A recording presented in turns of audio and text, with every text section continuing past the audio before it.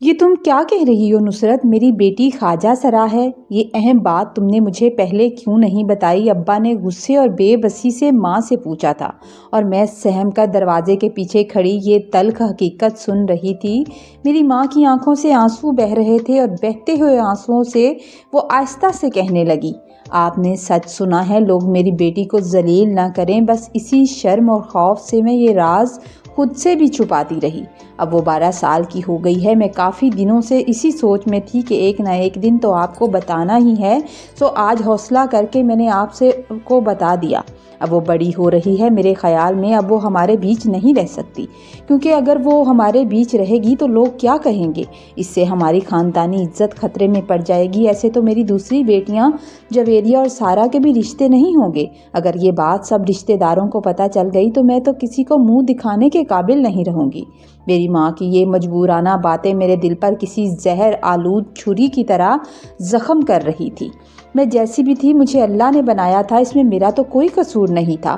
مجھے لگ رہا تھا کہ اماں کی بات سن کر شاید ابا مجھے پناہ دیں گے، اماں کو منع کریں گے، مگر ابا کہنے لگے، ٹھیک ہے، میں کسی سے بات کرتا ہوں، تم سچ کہہ رہی ہو، یہ گھر اس کا حقیقی ٹھکانہ نہیں ہے، اب اسے ہمیں اس کے اصل ٹھکانے پر بھیج دینا چاہیے۔ میرے باپ نے بھی تھکے اور شکستہ لہجے میں یہ سنگین فیصلہ سنایا تھا۔ ہم 3 بہنیں تھیں، جویریہ، سارا اور سب سے چھوٹی میں زارا، اور چھوٹا بھائی احمد تھا۔ شروع میں مجھے اس بات کا احساس نہیں تھا کہ میں اپنی بہن بھائیوں سے مختلف ہوں، مگر اب کچھ وقت سے مجھے یہ احساس ہو گیا تھا یا احساس دلایا گیا تھا، کیونکہ گھر والے یہاں تک کہ میری بہنیں بھی کچھ میرا مذاق اڑاتی تھیں۔ مجھے یہ احساس دلانے لگے تھے کہ اب میں کوئی اور مخلوق ہوں، کوئی بوجھ جس سے ان کی عزت کو خطرہ تھا۔ سٹوری میں آگے بڑھنے سے پہلے میں آپ سے کچھ بات کرنا چاہوں گی کہ کچھ لوگ مجھے مشورہ دیتے ہیں کہ سٹوری کو رومانٹک کرو تو تمہارے سبسکرائبر جو ہے نا وہ پورے ہو جائیں گے، لیکن مجھے اچھا نہیں لگتا۔ میں چاہتی ہوں کہ میرے جو سننے والے ہیں، مجھے پسند کرتے ہیں، وہ اسی طرح مجھے آگے لے کر جائیں گے۔ میں کوئی غلط راستہ نہیں چننا چاہتی، تو پلیز میری چینل کو سبسکرائب کیجئے، کیونکہ میں نے آپ سے پہلے بھی کہا تھا کہ اس پلیٹ فارم پر آنے والے ہر انسان کی کوئی نہ کوئی مجبوری ہوتی ہے، سٹوری بنانے میں کافی ٹائم لگتا ہے۔ پلیز 1000 سبسکرائبر پورے ہونے میں مجھے سپورٹ کریں۔ مجھے ایک بات کی سمجھ نہیں آتی، ماشاءاللہ سے میرے سٹوری پر اتنے اچھے ویوز ہوتے ہیں تو لوگ سبسکرائب کیوں نہیں کرتے؟ جب آپ کسی کا اچھا سوچیں گے تو اللہ بھی آپ کے ساتھ اچھا کرے گا، آمین۔ اپنے ماں باپ کی یہ تکلیف دہ باتیں سن کر میں کمرے میں آ کر سجدے میں گر گئی تھی اور زور زور سے رونے لگی تھی۔ جیسے جیسے دن گزرتے جا رہے تھے میں بہت حساس ہوتی جا رہی تھی اور چھوٹی چھوٹی باتیں بھی اب میرا بہت دل دکھاتی تھی۔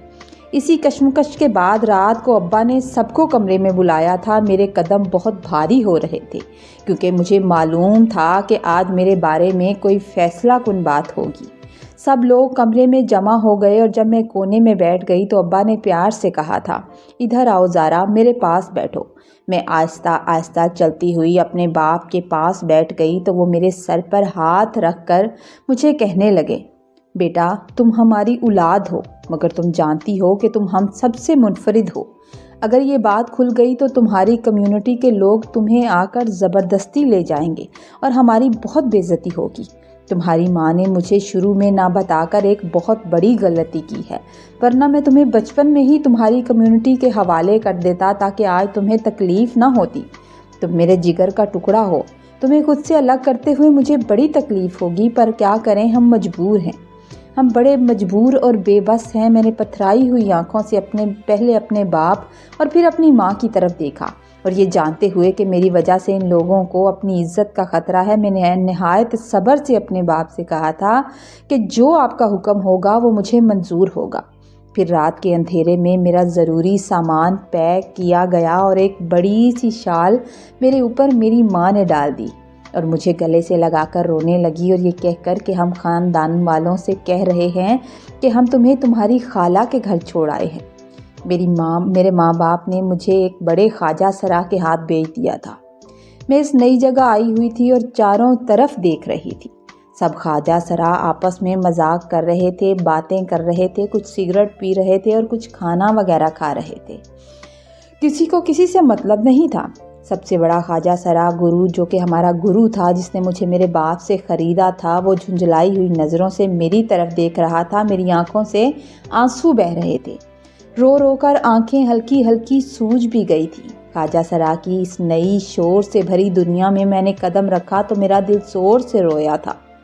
شروع میں میرا دل بالکل نہیں لگتا تھا۔ میں اپنا گھر، اپنے ماں کی ممتا اور بہنوں کی پرانی ہنسی کو یاد کر کے دن رات روتی رہتی تھی۔ میرے دن عذاب بن چکے تھے، مگر میں گرو کی سخت تربیت میں ناچنے، گانے اور تالی بجانے کی سخت مشقوں کو سیکھنے پر مجبور تھی۔ یہ کام میرے لیے جسمانی اور جذباتی طور پر انتہائی مشکل تھا۔ میں آئینے کے سامنے میں اپنے نئے روپ کو دیکھ کر ڈرتی تھی اور اپنے مقدر کو کوستی تھی، لیکن آہستہ آہستہ جیسے جیسے وقت گزرتا گیا میں نے اس فن کو اپنے وجود کا حصہ بنا لیا۔ اب مجھے یہ احساس ہوا کہ یہ صرف میری بقا کا ذریعہ نہیں بلکہ ایک فن ہے، ایک ایسا فن جو عزت چھینتا ہے اور پیٹ بھرتا ہے۔ اب میرے قدموں میں تھرکنے اور آواز میں گیت کی مٹھاس پیدا ہونے لگی تھی۔ میرا دل اپنی نئی زندگی میں لگنے لگا تھا اور میں اپنے گرو کے لیے ایک قیمتی اثاثہ بن گئی تھی۔ مجھے یہاں آئے ہوئے 4-5 سال ہو گئے تھے، مگر میرے پیچھے کوئی نہیں آیا تھا۔ نہ میری ماں، نہ میرے باپ، کسی کا دل نہیں کیا کہ وہ مجھ سے ملنے آتے یا ایک نظر مجھے دیکھ ہی جاتے۔ اس بات پر میرا دل بڑا دکھتا تھا اور جب بھی آنکھوں سے آنسو نکل آتے تو میرے گرو مجھے کہتے کہ تمہارے پیچھے اب کوئی نہیں آئے گا، اپنا دل پتھر کا بنا لو، سمجھ لو کہ تمہارے بہن بھائی، تمہارے رشتہ دار، تمہارے ماں باپ صرف ہم لوگ ہی ہیں، تم ہمارا حصہ ہو، ان لوگوں کا اب تم سے کوئی لینا دینا نہیں۔ یہ بات اکثر مجھے بڑی تکلیف دیتی تھی اور دل کو جیسے ایک انتظار سا رہتا تھا کہ کبھی تو ان کو میرا خیال آئے گا، کبھی تو ان کا بھی دل چاہے گا کہ ایک نظر مجھے دیکھیں۔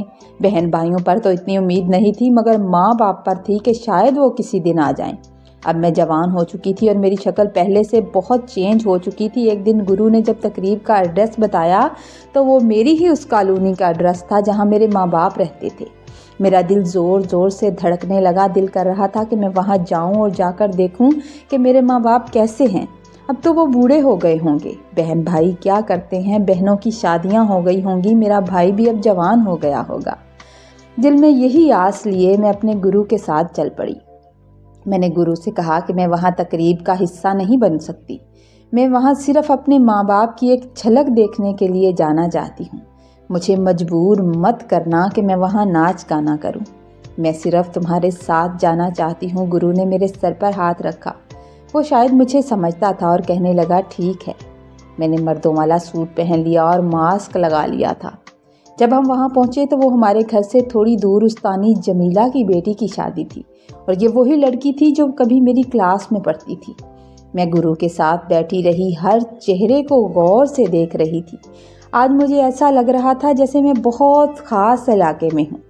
ہمارے جیسے تھرڈ جینڈر کے لوگ کتنے بھی پیسے والے کیوں نہ ہو جائیں، کتنے بھی ہم لوگ مشہور کیوں نہ ہو جائیں، ہمارے لیے ہمارے ماں باپ کسی قیمتی اثاثے کی طرح ہوتے ہیں۔ پھر میری نظر ایک چہرے پر پڑی، وہ میری چچی تھی جو بہت بوڑھی ہو گئی تھی اور اس نے چشمہ پہن رکھا تھا۔ مجھے کوئی اپنا ان سب لوگوں میں نظر نہیں آ رہا تھا تو میں ان کے دروازے سے باہر نکل آئی۔ اپنی گلی میں پہنچی تو میرا گیٹ بہت پرانا سا لگ رہا تھا جس کو زنگ لگا ہوا تھا۔ میں نے اس پر ہاتھ پھیرا۔ آپ یقین کریں اس وقت مجھے اس پر ہاتھ رکھنا بھی کتنا سکون دے رہا تھا یہ صرف میں ہی جانتی تھی۔ رات کے 10 بجے کا وقت تھا۔ میں اپنے گھر کا دروازہ بجانے سے خود کو روک نہیں پائی، خود کو بہت روکا مگر نہیں روک پائی۔ دروازہ بجایا تو ایک نوجوان لڑکا باہر نکلا تھا، اس کے چہرے پر ہلکی ہلکی سی مونچھیں آ رہی تھیں۔ وہ میرا چھوٹا بھائی احمد تھا۔ مجھ سے پوچھنے لگا جی فرمائیے کس سے ملنا ہے آپ کو؟ میری آنکھوں میں پانی آ گیا تھا اور میری زبان کنگ ہو گئی تھی اور وہ حیران ہوا اور حیران ہو کر میری طرف دیکھ رہا تھا۔ میں نے ماسک لگا رکھا تھا۔ پھر میں نے اس سے پوچھا کہ مجھے ماسٹر سیف اللہ سے ملنا ہے تو کہنے لگا آپ کون ہیں؟ میں نے کہا میں یہ صرف ان کو بتاؤں گی۔ تو اس نے عجیب سی نظر میری طرف ڈالی اور کہنے لگا ان کی طبیعت ٹھیک نہیں ہے، میں گھر میں آپ کو نہیں لے جا سکتا جب تک آپ مجھے نہیں بتائیں گے کہ آپ کون ہیں۔ پہلے آپ اپنا نام بتائیں، اس کے بعد میں اندر جا کر ان سے بات کروں گا، انہیں بتاؤں گا، اگر وہ کہیں گے تو میں آپ کو اندر لے جاؤں گا ان کے پاس۔ میں نے اس سے کہا کہ اپنے باپ سے بولو جا کر کہ کوئی بد نصیب آئی ہے جسے رات کے اندھیرے میں کالی چادر اڑا کر آپ بیچ آئے تھے۔ میں نے جب یہ بات کہی تو وہ اپنی آنکھوں سے گرتے آنسوں کو میں روک نہیں پائی تھی۔ کچھ لمحے وہ میری طرف دیکھنے لگا، دیکھتا رہا اور پھر چلا گیا۔ تھوڑی سی دیر کے بعد دروازہ دھک سے کھلا تھا اور سہارے سے چلتا ہوا میرا بوڑھا باپ دروازے سے باہر نکلا تھا۔ اس کے چہرے پر ایک چمک تھی جو مجھے دیکھ کر آئی تھی۔ وہ بنا کچھ کہے میرے گلے سے لگ کر رونے لگ گیا۔ ابا کے رونے سے میرے باپ کے سارے گناہ دھل گئے تھے۔ میرا ماتھا چوم کر بولے، آ نا تیری ماں سے ملواتا ہوں، اور میرا ہاتھ پکڑ کر گھر لے جانے لگے۔ احمد حیران ہو کر کھڑا دیکھ رہا تھا۔ شاید اسے میرے بارے میں نہیں بتایا گیا تھا، کیونکہ جب میں گئی تھی تو وہ بہت چھوٹا تھا۔ ہمارا وہی پرانا گھر تھا اور اب تو کافی ٹوٹا پھوٹا لگ رہا تھا۔ میں نے جو دل میں ماں باپ کے لیے اتنے شکوے پال رکھے تھے وہ 1 منٹ میں ختم ہو گئے تھے۔ چارپائی پر لیٹی میری بوڑھی ماں غور سے میرے چہرے کی طرف دیکھ رہی تھی، شاید پہچاننے کی کوشش کرنے لگی۔ تو میں نے ماسک اتارا۔ میری آنکھوں سے اس نے مجھے پہچان لیا تھا اور گلے سے لگا لیا۔ کافی دیر رونے دھونے کے بعد میں اٹھی اور اپنے بھائی کو ملی، جو سمجھ نہیں پا رہا تھا کہ یہ کیا ہو رہا ہے۔ پھر ہم سب خاموش تھے، سب کی آنکھوں میں الگ الگ سوال تھے۔ اس خاموشی کو آخر ابا نے توڑا تھا۔ کہنے لگے، جب سے تم گئی تھی ہمارے گھر سے تو جیسے برکت ہی چلی گئی تھی۔ گھر کے حالات دن بدن پیچھے چلے گئے۔ بہت ہی مشکل حالات میں تمہاری بہنوں کی شادی کی تھی۔ میرا بھی اب ایک گردہ ختم ہو چکا ہے۔ ریٹائرمنٹ کے بعد جو پیسہ ملا تھا اس سے ایک دکان بنائی ہے جسے احمد چلاتا ہے۔ احمد کے لیے لڑکی دیکھ رہے ہیں، کیونکہ اب تمہاری ماں بہت بوڑھی ہو گئی ہے، اس سے کام نہیں ہوتا، مگر جو بھی آتا ہے ہمارا گھر پرانا دیکھ کر چپ چاپ چلا جاتا ہے۔ پھر ابا ہاتھ جوڑ کر مجھ سے معافی مانگنے لگے کہ معاف کر دو مجھے، ہم نے تمہارے ساتھ بہت زیادتی کی۔ میرا دل چاہا کہ میں جاؤں اور تم سے مل کر آؤں، مگر حوصلہ نہیں کر پایا۔ میری زندگی کی ایک ہی حسرت تھی کہ کاش تم کہیں مجھے نظر آ جاؤ، اور یہ حسرت آج پوری ہو گئی۔ میرے دل سے اپنے ماں باپ کے لیے سب گلے شکوے دور ہو گئے تھے۔ آج دل میں ایک سکون اتر آیا تھا جو اتنے سالوں میں کہیں نہیں ملتا تھا۔ اب میں اپنے ماں باپ کو سپورٹ کرتی ہوں۔ بہت اچھا گھر بنا دیا ہے۔ احمد کی منگنی ہو گئی ہے۔ ماں باپ سے رات کے اندھیرے میں ملنے جاتی رہتی ہوں۔ ابا کہتے ہیں اب تم دن میں بھی آیا کرو۔ اب تم دن میں بھی آ سکتی ہو، مگر میں نہیں جاتی۔ اب میرے دل میں وہم ہے کہ کہیں میرے بھائی کی منگنی نہ ٹوٹ جائے میری وجہ سے۔ ماں باپ کے متعلق جو میرا فرض تھا، اب وہ رہی زندگی، میں نے ساری زندگی ادا کرتی رہوں گی۔ کہانی سنانے کا مقصد یہ ہے کہ ہم بھی انسان ہوتے ہیں، ہمیں اللہ بناتا ہے، اس میں ہمارا کوئی قصور نہیں ہوتا۔ لوگ ہم سے اتنی نفرت کیوں کرتے ہیں؟ ہم سے اتنی نفرت نہ کیا کریں۔ جب ہم خواجہ سرا بھی اللہ کی مخلوق ہیں تو پھر ماں باپ کے لیے بے عزتی کا باعث کیسے بن جاتے ہیں؟